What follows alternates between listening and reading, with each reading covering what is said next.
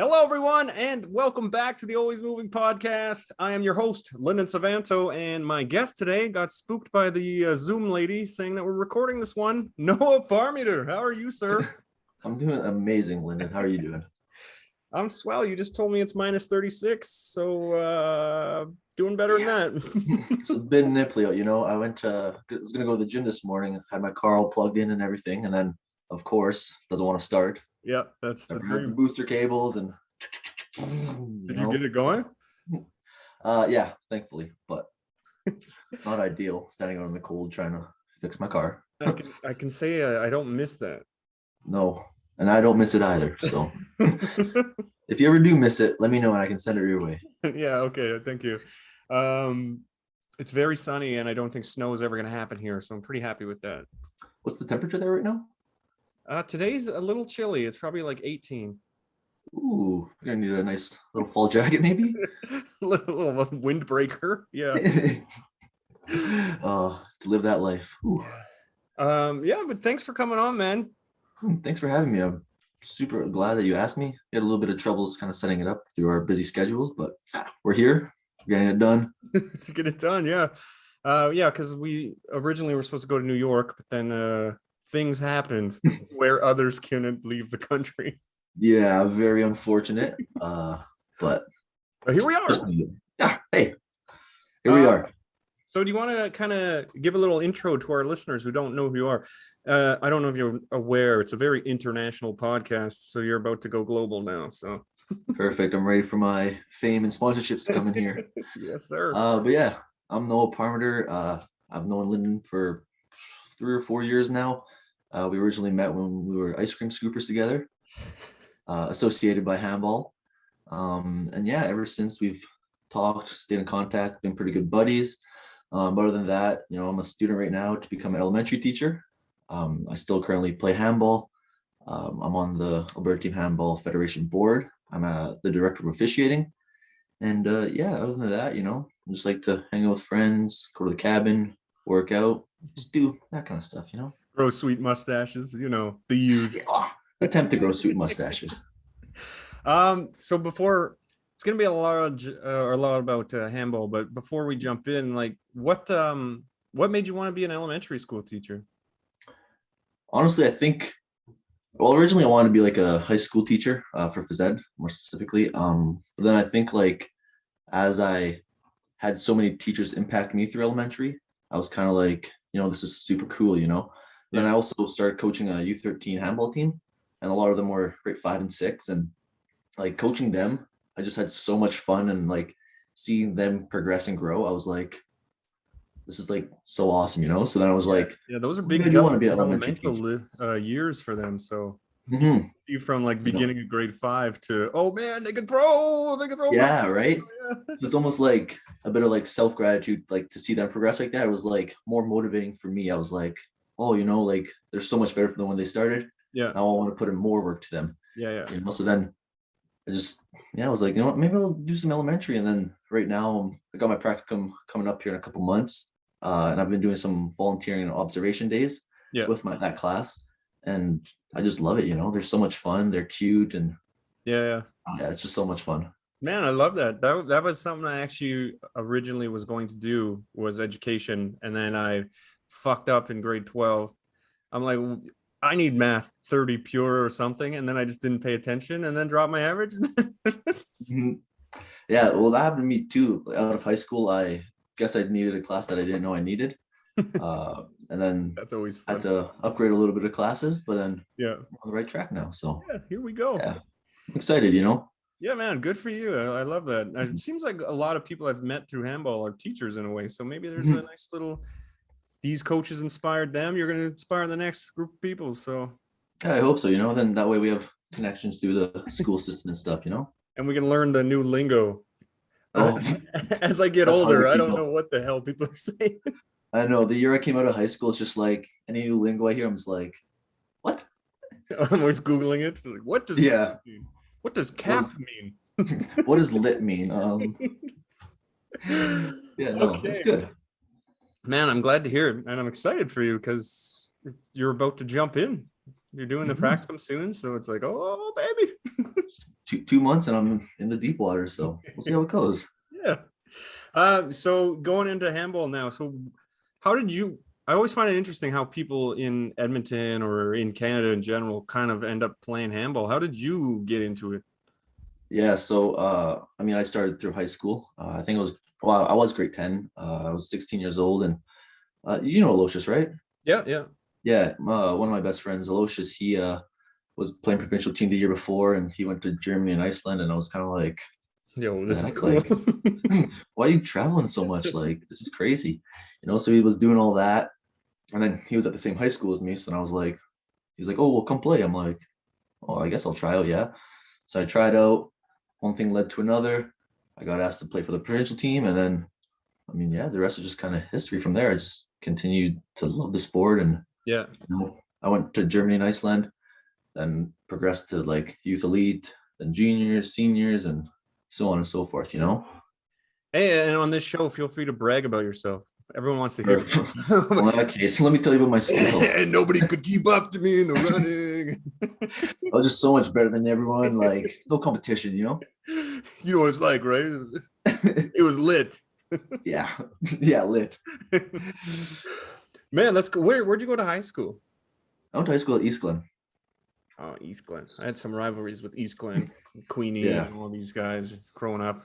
Us north side schools, you know, we're kind of badass in a way. Don't play by all the rules. Well, we play by the rules. We just bend them a little. Bend them, you know. Yeah. To do. So, did you play other sports before you jumped in to handball? What did you do? Well, so I guess from like a young age, I always played soccer, and then when I was 5 years old, I tried lacrosse. Went to the first practice, and I forget if it was the mouth guard or the neck strap, but it just bothered me so much, and I was like, Nah. "Well, I'm never playing this sport again." So I quit after the first day of that. But then I continued through with soccer for a bit. Then Yeah. as like junior high came, that's when like more school variety of sports came. So I started playing like basketball, volleyball, that kind of stuff. And then when high school came, I continued with like basketball, but then I switched from volleyball to football, Yeah. which was always super fun. Then I did obviously handball, still soccer, you know. So like I guess throughout all my childhood, I played a lot of variety of sports. Yeah. And then handball was like the first one where I was kind of like, oh, this is more serious and like I could almost do something out of it, you know? Yeah. So you kind of focused a bit more on that type thing. Yeah, because even just like after playing like youth development for 1 year, I was like, oh, it's kind of like a progression to move forward. Yeah. Like you still got to like train and be good, you know? So then Yeah. I just started doing that and simultaneously I fell in love with it. Yeah. So the other sports when you were playing, did you feel like they helped you transition or like learn, like when you were learning handball? Because for me, like I played all these different sports as well, and I was able to be like, oh, you know, I did this in baseball. You know, this helps me make a save. This is the way I stop a grounder or some shit. Did you have that kind of volleyball? Don't jump like this. Yeah, you know, I think like in a way it did because like since I did play a lot of other sports, I kind of adapted to handball relatively quick. However, it was always weird because like in all my other sports, like my dominant leg was always my right leg. Yeah. But then as soon as I get to handball, they're like, "Oh, jump off your left." I'm Use like, your left. "What?" You're always like you're doing the right foot jump thing. Yeah, it looks real awkward, and the coach is just like, "Oh goodness, we're gonna need to work with this one." Oh, here we go. But yeah, I think like things like just playing a lot of sports is easier to adapt and stuff, and yeah. So Do you remember the early years when you first started, like your first year? Do you remember and like can look back and be like, oh man, what the hell was that? yeah, well, it's kind of funny too because like right now I'm playing pivot, obviously, Yeah. and sometimes back. But when I first started, I was like this real lanky, 6'2", skinny guy playing left wing. Yeah. You know, I just did not look like I was in the right position. I would jump, my arm would be like this. Foot. Yeah, real low. Just try to bang it in off the post every single time, but miss wide by 10 feet. You know. The usual. But yeah, so Yeah, I remember I think I've mentioned this on the show before. My very first like official game in any kind of tournament, we lost by 60 goals. It was like, holy fuck, what is this game? Was that in high school? No, we played against the team Brazil. Oh. because we started, and once they built this cadet team, we were like the U16s. We went to Brazil for a tournament, and we all played for like 3 weeks, and we played against the older generation of guys, like Dan Devlin and them, in like a practice game. And I feel like nowadays, or like the last 10 or so years, the older generations are a lot, say, more helpful when the new teams are coming. Because when we went, they just beat the shit out of us. And we're like, oh, wow, this game sucks. And then Brazil came, put up 67-7. Wow. It's like, wow, can only go up. Yeah, literally. Because I feel like whenever like we played international, like we definitely had like a lot of bad games. Like probably my most is 40, which is still absurd. Yeah. 67-7. We played the Brazil national team after 3 weeks of learning what the hell the game Yeah. was. Welcome to Handball, boys. Do you want to stay? You want to stick to this? Yeah, sure. Oh man. Probably learned a lot though. And it's a good story. Yeah, we also got scored on 74 times in that tournament too, to Argentina. Ooh. But we almost won a game. We lost by 3 to Yes. Paraguay. So what does that say about them? Yeah, right. Take But that, Paraguay. it was always like so this might help talk about coaching for you, because I'm gonna skip ahead. I sent you some questions. I'm changing it up. I'm wild, I'm wild. Hey, live life on the edge. So like when I would coach goalies and stuff, and they would let in one goal and they just freak out and then they're done for the game, I tell that story. Like, you get scored on 67 times. The next game you're gonna be like, oh, it's not this bad. Forget this, or learn, pick something up. So like, what do you kind of tell kids who are just learning that are maybe jumping the wrong foot? Are you like, hey, just put in the work, it's gonna get better, like, trust me? Like, I was in your shoes. That's one thing, I think you just have to like reassure them that like it's such like a new game, and like it's not like a traditional like basketball or football where you can just go on TV and watch and Yeah. try to practice their moves, like it's all just like, yeah, it's just like so new, so like by just reassuring them like, hey, you're gonna get scored on 30, 40 times in a game as a goalie. It's no Yeah. big deal, like you can still get scored on 30 times but play an amazing game. Yeah. Or even on defense, like if you get beat 5 times, it's whatever. It's not like hockey where if you get beat 5 times and you lose, Yeah. Yeah. it's still like you're able to fix that. And I always tell them that like make your mistakes now in practice, so when you get to a game, you're not afraid to make mistakes. Because then when you Yeah. get to the game and you make mistakes, and it's like, oh, whatever, I'm gonna shrug it off and get back out there and be better the next possession. Yeah, and that's the same like with the goalies and stuff, because I could have an amazing game letting 30 goals, but I made the X amount of saves I had to make, because you don't just sit there and linger on, oh, I fucked up 30 times. Yeah, that's No. gonna happen. You watch any level, unless you're, I don't know, that Emil Nielsen guy from Nantes. Unless you're him, I mean, you're gonna get scored on a lot. So No, exactly. Because even like I think especially with handball, when like obviously you're a goalie, so you know this. Like when goalies first start and they even get like let on like 10 or 15 goals, yeah. they're like, oh man, I suck. But it's just like, no, that's like amazing. No, that's You pretty know? good. It wasn't 67. Yeah, right. Get scored 64 times, but hey, it's not 67. Yeah, there you go. So I think just reassuring them, being like, it's a new game. This is what actually does happen. Kind of reassure the player, be like, okay, maybe that makes me feel a bit better. Yeah. And then you tell them stories about how you got scored on 67 times, or I tell them how I lost by 40 and I got embarrassed every single time, things So like that.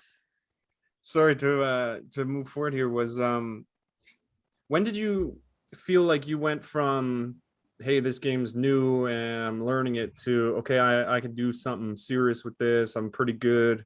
um did you have like an aha moment, or it was just like work in progress and it all kind of clicked, or?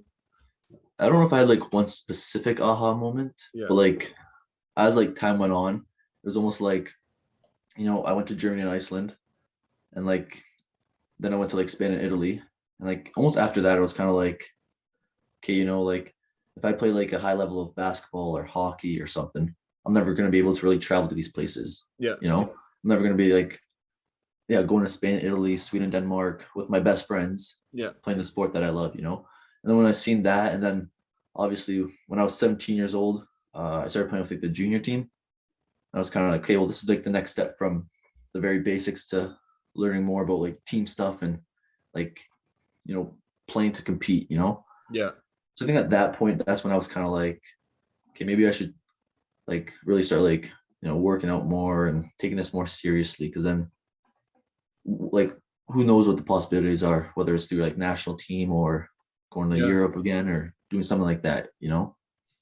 Yeah, that's what I always told people. Like, if I coached in Onaway or I was in Australia, I was reffing like some kids. I'm like, this is the time where these small countries, but where it's growing in popularity. Get in now, and you can go through those formative years, and then you can progress, and you never know where you can go. Like, I'm a fucking kid from Onaway. Who's even heard of that place? And I I don't feel even like know where Runaway is. yeah, I feel like I had a pretty good career. Just go play and see what happens. So No, exactly. Because I feel like the position that we're kind of in, we're almost like lucky yeah, because, since it isn't as big, we have more of those yeah, opportunities to go to Europe, play national team, and experience that kind of stuff. Because, I mean, yeah, you look at hockey and only like very few slim teams get to actually go and do those kind of travel things. yeah, or do anything with their sport. Exactly. So I think we're in like kind of like the lucky boat where it's just like you gotta savor these moments and cherish them. Yeah, and that's the thing, and it's a mixed bag because you're like, oh, we go here, we get our ass kicked, but you get to go. You Exactly. like Yeah. when I was playing in Europe with these club teams, it's like, oh, they watched some of our games, and oh, you guys lost by 20, but you fuckers aren't playing for Team France. I'm playing for Team Canada. My anthem's playing. You're Mhm. sitting smoking in a pack of cigarettes outside. You're gonna six pack. Like, I'm not gonna forget this. Like, Yeah, exactly. Because even like I was thinking about this before the podcast, and I was like when we went to Japan, we lost every game by 20, probably 30. But it's like to see that kind of level of handball, that style of handball. It's just like I come back and I tell all these stories about it because it was just so insane, so cool. yeah, Even like when you get to play like for the national team, and you might play against Brazil, right? yeah, Some of those players are top players in the world. yeah, Who can say that they've done that?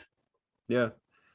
And So I just, I always felt with those trips was there's difference like when I played with clubs and stuff and overseas, but on the trips you see a different style of the sport where it's like, oh, maybe you see Team Japan play against, I don't know, Sweden, and they're half their size, but they're defending them or whatever. It's like, oh, there's more I could pick up from this game or this team or this fits me better. And yeah, mhm. man, it's a beautiful thing. No, that's what I love about handball. It's just so versatile and the variety, like you said, like Japan, like they're so much smaller, but they're playing those really aggressive defense, all fast, quick guys. Yeah. You get teams like Germany where they're just like big brute. So Just trees walking through. exactly. So when you started up with the provincial team, this will kind of tie with your trips and everything.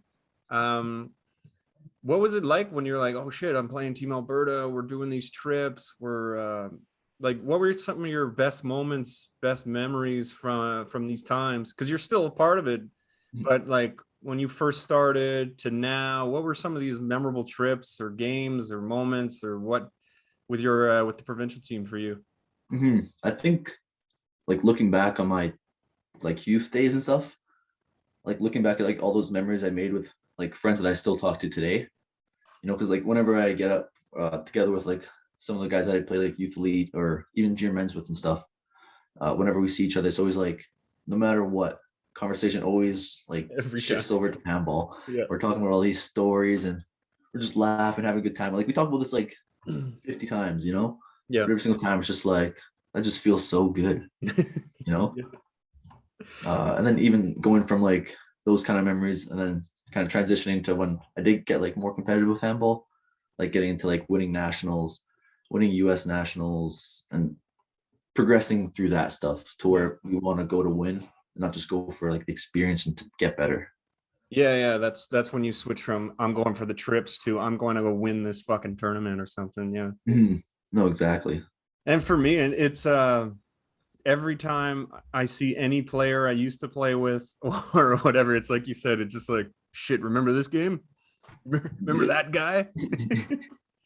Right? Like it's weird how that happens where like even like when we hang out, like Yeah. we haven't gone on any trips really together, but we still gravitate towards handball, and we start talking about all of our memories and our trips and this and that, and it's Is a it? small world. It is. It legit is. Everywhere I went, I knew somebody who knew somebody, Mhm. and it is actually a small world. But I do love the handball family. I think it's a legit family internationally. Like I have friends on Brazil and Argentina because I played these guys for 12 years and they beat the shit out of me every time. It's like, hey, you did better this time. Yeah, thanks, guys. Yeah, or even if you go to like across Canada, like Saskatchewan tournament or Quebec, or even in like the States, you always run into people where you kind of just know them by association. It's like, hey man, what's going on? Yeah. Shake hands and talk with them, and kind of build that connection that way, where you're always familiar with people. Yeah, and I've experienced that more and more with like the national team is say when I did my road trip with Dushan, we stayed Mm. with the goalie from the US team and we met Mm. guys from all around and I talked to these guys all the time. Jordan was on my show and it I think there's a rivalry and like a mutual respect when you put up a fight against somebody and it's just like end of the day, hey, good game, buddy. Yeah, no, And you don't and even have to speak the same language too. Like I don't yeah, know if you had that in Japan or something, but somebody's just like, "Oh, good game" or something like that. yeah. Well, there's when we went to Brazil one time, there's a guy from Argentina that was there, and we played against him and stuff. And like afterwards, like we traded shirts and jackets and stuff. And like I don't talk to him because he doesn't speak English. Like we follow each other on Instagram, and Yeah, every once in a while we'll talk back and forth and be like, or not talk, I guess, but interact give like a in a way. thumbs up or something, whatever. Yeah, give him a like. Give them a like, man. That's all you gotta do is just give someone a like.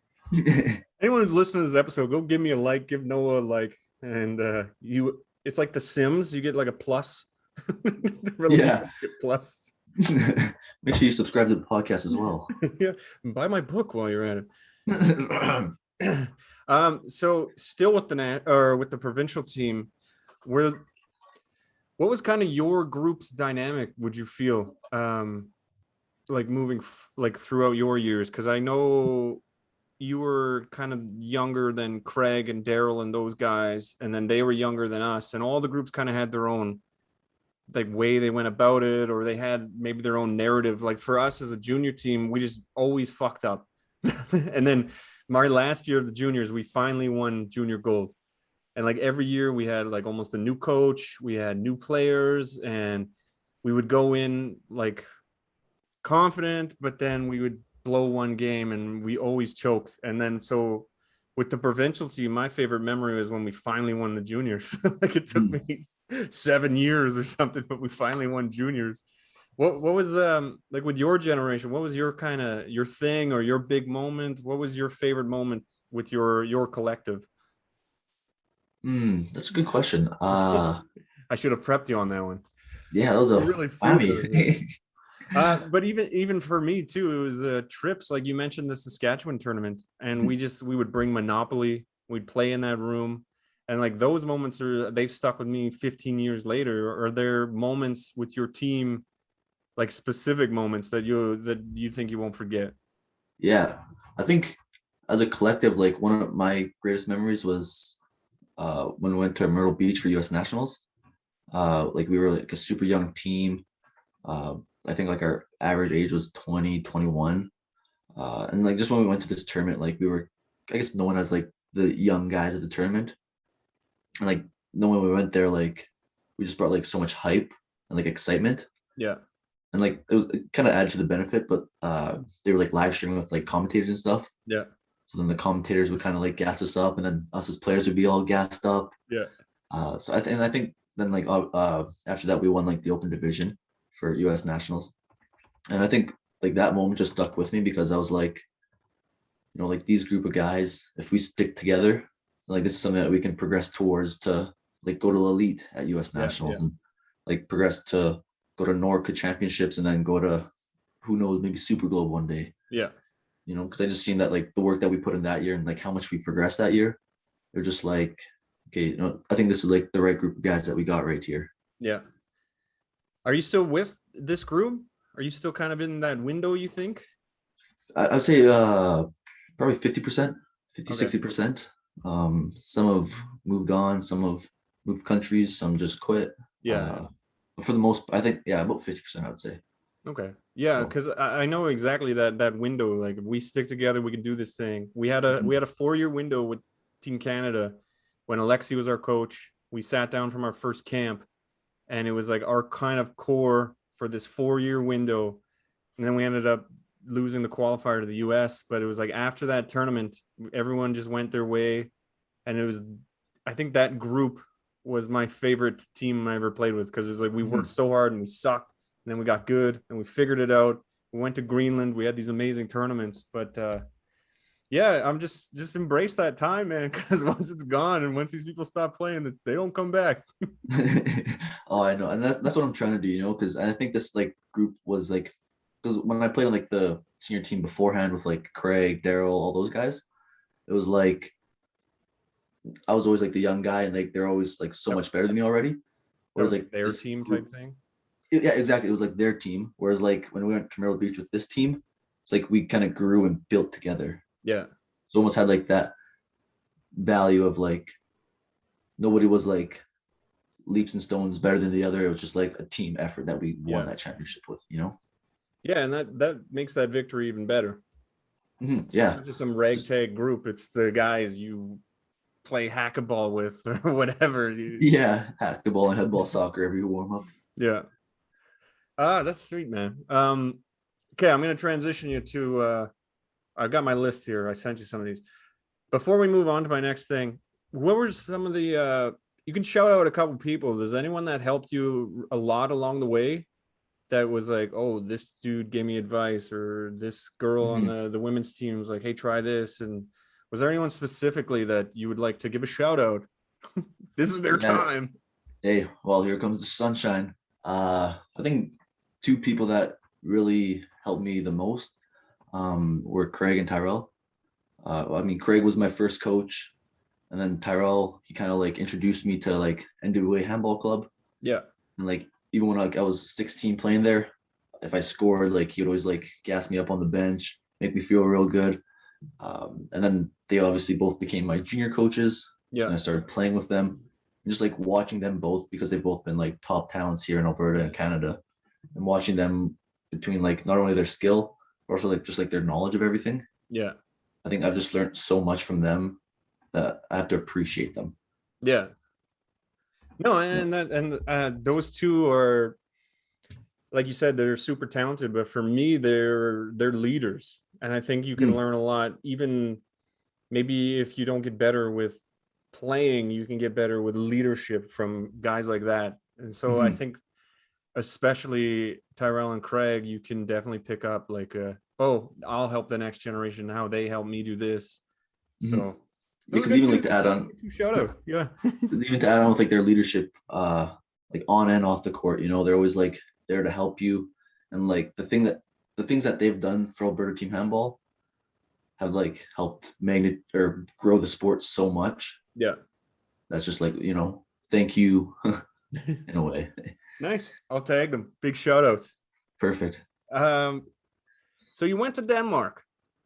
I went to We're Denmark. jumping right out of this. I don't need a natural segue because this is what people came to hear.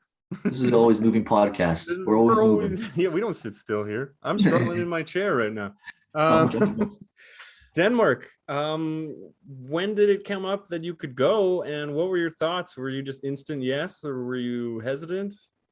Well, it was kind of weird in a way because Craig originally was going to Denmark at the beginning of August. So we went for like a little going away dinner for him. And afterwards, a bunch of people left, and there was a couple of us sitting there. I think it was a bunch of like the guys that went back in, was it 2013, I think? Yeah, yeah, A bunch of those guys were sitting there. They're all telling these stories about the school. And like I was sitting there, I'm the only one that hasn't been. I'm like, well, this seems pretty cool. seems like I'm And the then one they're like, following this up, not going. yeah. And then they're like, oh, maybe you should go. I'm just like, oh, I can't go. Like they start, and I'm enrolled for university in September. But then the next day I was thinking about it, I'm like, So I messaged him. I'm like, hey, what's the master commander's name? So I messaged Henrik. Yeah, He kind of sets me all up. He's like, yeah, if you want to come, come. I started talking to my parents, and at first they're kind of like, you're gonna move away for 4 months? What are you talking about? And I mean, one thing led to another. Within 3 weeks, I packed my bags, got everything transitioned, and I was across the world living in Denmark. What was the what did you feel when you were flying over? Were you like, oh shit? It was actually when I was like sitting like in the airport, like Yeah. after like I said goodbye to my parents, my sister, at security. I walked through security, got my Tim Hortons, of course, and I like Turn sit right to go down to the and Tims. yeah, and I like sit down and I'm just kind of like writing a Facebook post. I'm just like, oh man, this is like actually happening. This is real. I don't even know what to say, like my heart rate's going like 150. I'm just like, this isn't normal. But it was just like a feeling of excitement mixed with nervousness in a Yeah. way. Because it's just like I was like packing everything up and like leaving, like I've gone on obviously all these Europe trips, but I've never You had a moved. return ticket, right? Like in Yeah, this yeah, one, I've always it's had a like, return oh my ticket. god. Because I don't even think when I left, I had like a return ticket in general. Like I think I booked it while I was there. Yeah. I was just like, I'm just gonna get up, move, and have some fun with this. Yeah. Because yeah, and like I've gone through all these different countries, and it was the same moving here. You get jacked up, and you're like, yeah, this is awesome. Going to Denmark, gonna go play ball. This is like how I felt when I went, and then you were like, I was mid-flight, and I went with Daryl and Garrett the first year, and the idiots. Garrett always said we're bathing in time, and we're sitting there, and then we get the announcement, last call for passengers, Garrett Matthews, Daryl Lyndon. So we're running through the airport, we get on, then they lose my luggage getting to the school, and some guy was yelling at me about my chair on the plane. Like I didn't even tilt it back, but it's just like you're flying over and you're like, what is this? You're Yeah, leaving your family, your friends, everything behind. You're going to some place. I don't speak Danish. yeah, literally. 'Cause you went 3 semesters, right? I went for 3. Yeah. So did like when you went, did like your mindset change each time you went? Yeah, I got more comfortable with it. I was excited. I was really excited the second time. The first time was nervous. I didn't know what to expect. The second time is like, yeah, I think the first time wasn't enough. I'm ready to go back. And the third time was just I was home. I was just doing whatever I wanted. I walked in, missing Yeah. breakfast. That was just having a time. Oh yeah. It's just a yeah. How was your stay at the school? Did you enjoy it? It was the probably the greatest 4 months of my life so far. Yeah. Just like because before I went, I didn't really know what exactly this school was. I just knew that I was going to play handball. I Yeah. thought that was like strictly it. Like So much more. as you oh, a lot more. And like as you learn, it's like, oh, they've got like team events, they've got all your meals made for you, they've got uh I'm just singing different and things. singing the assembly in the morning. Yeah, yeah, even like the assemblies and like the jury and all that kind, like the different parties that they've had in too and stuff, like the Yeah. themes. Like I wasn't, I think I knew that there was that stuff, but I wasn't expecting it because I was just like, oh, I'm there for handball. Yeah. And while I was there, it was like, this is amazing. Yeah. There's all these other sports all around the world. How Yeah, how is it meeting all these other people? I think it was surreal, and I think it really. I know whenever somebody moves away or goes traveling, they're always like, "Oh, it changed me as a person," but I think it truly did. Like moving up across the world, I had to like gain more confidence than I usually had. I think just overall made me more confident as a person, Yeah. and like my social skills got a lot better Yeah. because some of these people they don't speak English, and some of them do speak fluent English, but you still have to like navigate around some like the broken English or the choppy. Like I mean, their English is better than my Danish or whatever language Yeah. they speak, so no harm to them. But Yeah, you but have to. sorry. I was just gonna say you had to kind of maneuver around them, but still, just you learn so much. Yeah, and I was gonna say before I cut you off very rudely, I was gonna say with the language barrier and stuff, you learn new ways to communicate with people in besides just pointing and whatever. You find ways to just share a joke or share a meal or be polite or tell someone off that they didn't score or something like that. Yeah, exactly. Those little things, like obviously you learn the necessities, like the pickup lines. Yeah, well, And some that's obvious. why else are we going, right? And then like you learn like some like the Danish slang talk, like the different plays or the different, like you said, if someone messes up, you kind of say the different words and stuff like that. Yeah. Um, and even just like proper like to say please or thank you or common like how are you. You learn Yeah. that little stuff, and it's just like, yeah, Yeah, I think it is the oh, travel changed me, but I feel like the people that say that where it's annoying are like the ones that go to like a resort for 2 weeks. yeah, I think the one thing that well, I learned a lot from the school. I learned some bad stuff, I learned some good stuff. But I think one of the things I really learned was empathy, because we had people from all these different corners of the world and they would present where they're from. And it's like we had a guy, I think he was from Cameroon or Ghana, and he showed where he lived, and it was like these tightly dense buildings, like a slum he lived in, and now he just sees the world differently than some fat kid from Onaway who's just going to play some ball.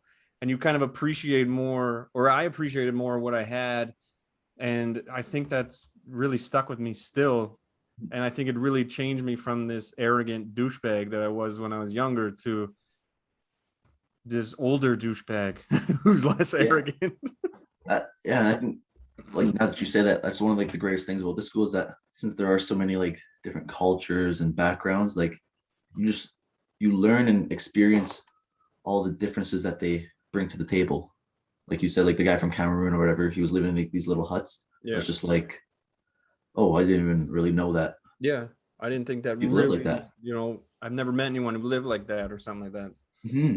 So it just like kind of opens your eyes in a way that's just like this is kind of we have a cool world. Yeah, we do. I love it. Truly, we do truly. Um, what was it like when you were leaving? Did you know you weren't going back? Yeah. So like the whole time I was there, I was planning on only going really for the first term. But then as time went on, I started to love it more and more. And I was like, Mom, Dad, please, just let me say this one more semester. They were kind of like, oh no, like we just can't right now. Yeah. And then it was about like 3 weeks left in the term, and I was sitting with two of my good friends while I was there, and one of them was Craig. And I'm texting my mom, and he's like, "So what? Are you gonna stay for the second semester?" I'm like, "No, man, I can't." He's like, "Just tell your mom like you're in love or something." I'm Sounds like, like Craig's advice. literally classic Craig advice. So I'm like, "Oh, what can go wrong with this?" And I text my mom. I'm like, "Mom, can I please stay? Like, I found this girl. Like, I'm super in love." Like, I didn't think anything. I thought my mom was just gonna text me and be like, "Oh no, I know you didn't find love." Like, da da da or whatever. Like, joke around with me. And she sends me like this big long paragraph message, and she's like, "Oh, I'm so sorry. No, it's just like we can't." And it's like, I'm so sorry. Craig. And I was like, "Oh, Mom, I'm so sorry. This was all Craig's idea. It wasn't me. I love you," and stuff. Um, but no, I really did want to stay. I wish I could have stayed for the second semester. Actually, I think a large majority of the internationals, which is a lot of people I was close with, they all stayed for second semester as well. So it was kind of like I was one of the only ones leaving, which Yeah. made it a bit more sad. And plus, Craig and Greg were both staying there. So I wish I could have stayed, but it just didn't work out in Yeah. the cards. Um, what did it feel like when you went home? Because I know I originally was just gonna be there for the first semester, and then it was like, yeah, I'm going back. Like I'm going back, no question. But I remember, I think I was there 4 or 5 months from the January term, and I went home. It was sad when I left. But I went home and I woke up in my room, and it was just like, holy shit, did that happen? And I had my laptop, and I was looking. I had all these photos of all these people I now knew, but it seemed like it went by so quick. I was just alone in my room, all quiet, and it's just like, what the fuck is this? Like, did I really go to Denmark? And it just felt way too quick. What was it like for you when you went home? Was it similar? I literally think it was almost like the exact same thing. Like I look back on photos now or like my blue book, and I'm like looking at all these messages that they wrote. I'm just like, did this even actually happen? Like, It it just went by so fast. was crazy, right? Yeah. And then even like when I went home, I like had like nothing to do before my first semester of university started. Yeah. I literally just like sat in my room just watching How I Met Your Mother. I'm like what do I do? Because before, and you could probably attest to this, but we literally went from like doing something all 16 hours of the day that you're awake, Yeah. whether it's playing handball, chatting, or playing games or doing whatever, Yeah. to where like, I got off the plane, got home, I just didn't really do anything for a Yeah. while. I'm just like, what do I do? Yeah, because you're there and it's not like you said, nonstop activity. You're eating lunch, something, but you're with 100 and something people, and Yeah. then it's like basically you're with 100 people all the time, and then it's just like, oh, that's gone. Mhm. Good Like, luck. yeah, have fun. 'Cause I think my time there, like, or I guess your time there too, probably, but like while you're there, you're almost never alone. You're Yeah, almost always with somebody doing something, whether it's like a group of people or just one person. yeah, And the like, one that got away. yeah, exactly. The one that I would fell in love with.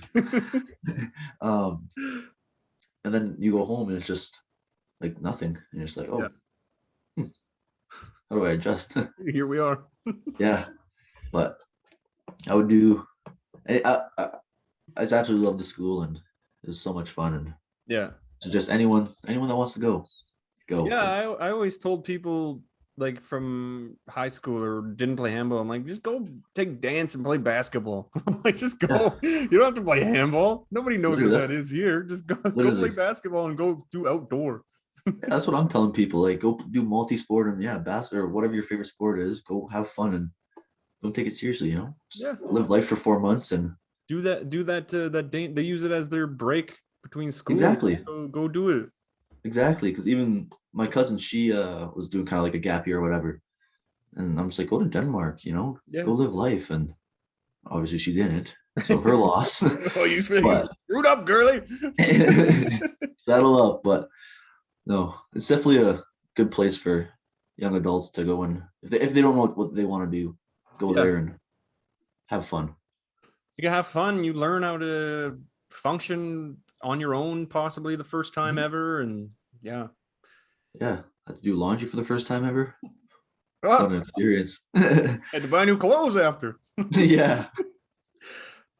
So would you ever want to go back to Europe? Would you ever, where are you at now? Because you're basically starting your career. Would you ever be like, I've got a little more itch to scratch or something? I think about this like quite a bit because I'm like I'm I have 2 more years or I guess a year and a half left of school, and I'm kind of like if I don't get a like teaching job right off the bat, Yeah, then maybe I want to go spend a year there.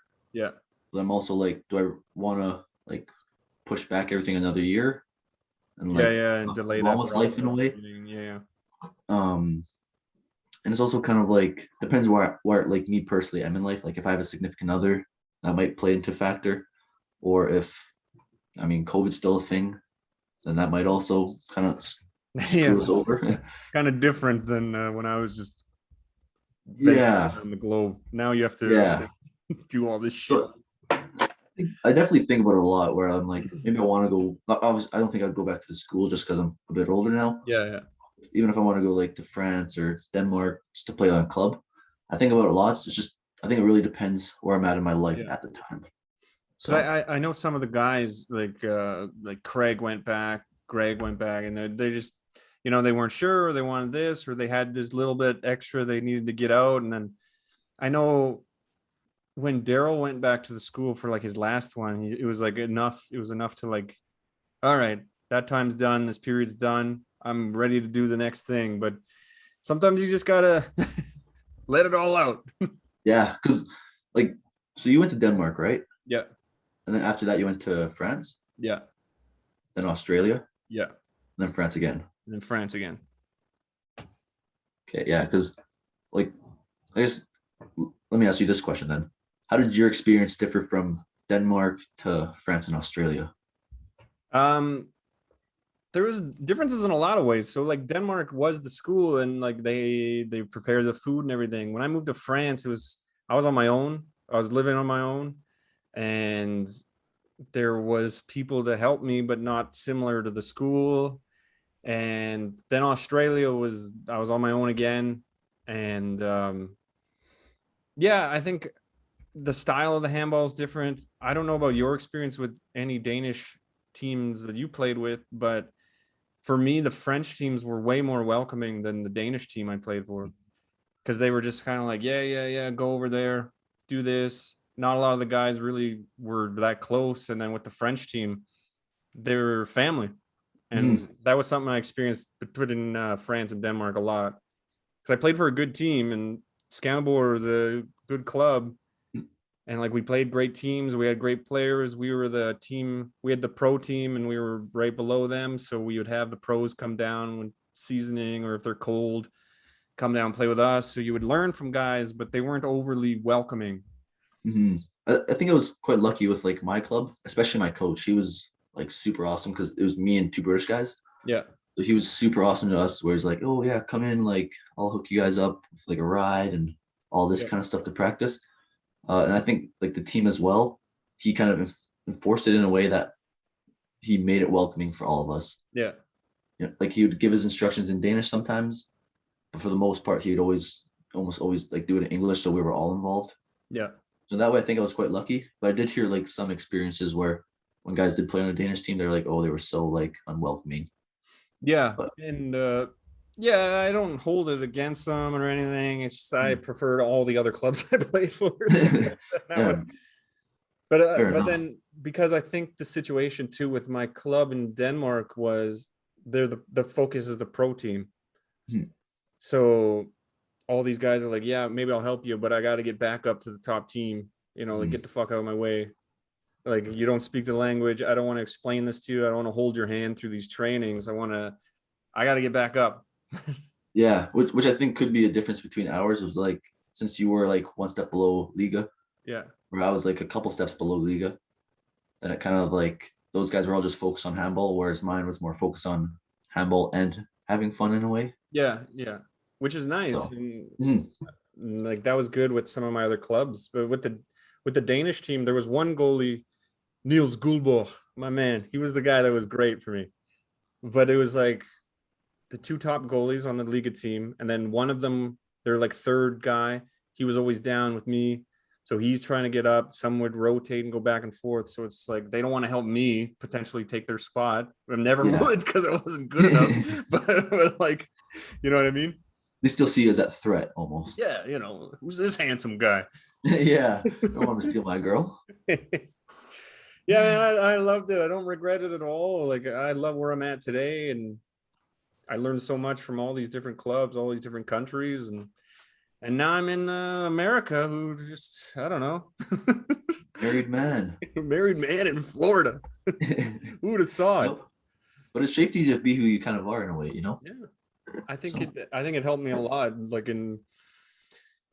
I've said it in different podcasts and stuff. Like in France, the one year I was like dirt poor. Like I was like, we lost electricity for 3 weeks. Like I was eating cow hearts if I wanted meat. Like I was poor, poor. So you mm, learn the value of having a job and money. yeah. So along the way, um, you learn those kind of lessons. And then I was at the university learning French, and then I had the club team. So it's just work-life balance between the club and the other world, and man, love it. I look back with so much fondness, and since you're kind of still in the thick of it and stuff, it's like just cherish those good times, because those good Mhm. times are what you're gonna get through. I mean, some of the bad times I still think about, but that's when I drink too much. But but Put down the vodka then. but that's the Uh, fault for now. but I feel like with COVID, Yeah, especially, and handball always getting canceled, or like we come back for 3 months and get shut down again. I feel like that's really made me realize and cherish those trips and those like hotel yeah, moments with the guys, yeah, because it's just like, or even in Denmark, because it's just like, who knows when exactly life will turn to like quote unquote normal. yeah. Uh, And so I just it might gotta, never. Yeah, yeah. So then when it does come back, gotta cherish them and like live in the moment instead of living in the past. yeah. It's beautiful, man. What a soul. For such a young Oh, man, you're so wise. I'd I let you appreciate teach my kid. Um, so I got one more thing I just kind of want to brush on, then we'll do a rapid fire. I'll get you out of here. that. Was good. Um, HHF is I see all these posts, they're doing a lot of stuff. It looks like there's a lot of progress going on. And how is that? I see there's like a new facility being built Mhm. or something. And Yeah, it's been super busy. Ever since coming on the board, like kind of trying to transition back from COVID. Uh, I mean, our numbers have been struggling, yeah, but like it seems like everything around that has been really progressing. Yeah. The new executive director, Carl, he's been putting in work with like other associations and companies about like we just got like that new Net World sponsorship. So I guess Yeah. shout out to them. Shout out Network. Yeah, things like that, or like even like different giveaways from I think it's Tourism Alberta and things like that. So then it just creates more interaction with us and the community. Yeah. So I think that's really going to help us progress forward Yeah. and move. But I'm super excited about what we have kind of in store or on the board right now. We have a lot of people who are willing to like dedicate their time and go through the kind of this slow progress of regaining our numbers that we had before and Yeah. just pushing Alberta back to where it was and past that. Yeah. I think it's just going to take a little bit of time, but before that, I'm super excited for it. Yeah, man, it's great to see. Like, I have a lot of fond memories of like my time with Alberta, and now I'm just outside looking in, but it's like, fuck yeah, go get Yeah, it. well, even like I mean, we've been talking about this whole podcast, but all of like the memories that we've had through our trips, like I want more people to experience that. Yeah. So hopefully we get back to that here this summer, but we can only hope for the best. Yeah, exactly. And hell, I wish the best for you guys, the board, the federation. It's a great sport. It's shaped my life, shaped yours, shaped everybody I know, basically in some way. Yeah, all my friends. So Yeah, if they didn't play, I fucking told them about it. So it yeah, shapes them too. that's the only thing I can talk about because I don't know anything else. So Well, let's see, because we're going into a rapid fire. So I didn't prep you at all for this. I didn't want to tell you we're doing a rapid fire. Or maybe I did. I don't know. Don't I tell know them from if I previous did. episodes. So Oh, we got a listener. So I'm gonna give you some questions. We're gonna wrap this thing up, let you enjoy your sunny day over there in Edmonton. I'm gonna go shoot some hoops. yeah, with ice skates on. All right. Noah Parmiter, are you ready? I'm ready. You're going on vacation. You going to the mountains or the beach? Beach. Who's the best player you ever played against? Ooh. Sure. Lyndon Suvanto? I don't know. Give me an actual guy. Or just like, you don't even have to know his name. You can be like, there was some guy on some team that was really good. Probably some guy from Portilla Cup. I don't know who he is, but he was just insane. Anything he did to us, we just couldn't even touch him. Just nuts. Yeah. National team, provincial team, high school, Edmonton League, whatever. Who's your least favorite team to play against? Least favorite, definitely Sherwood Park because they always like to two-hand and get a lot of 2 minutes on me, so I don't really prefer them. Yeah, I hate those guys too. This one might isolate some fans from you. Are the Oilers good? I love the Oilers, so yes. What's the best food you make? Chicken Alfredo. Nice. I don't got a lot of versatility in the kitchen, but I make a mean chicken parm or chicken Alfredo. Sorry. Give me some chicken and some pasta. I'll make you a dish. Yeah, just give me something. I don't know. Say something in Danish. Du har smoke oina.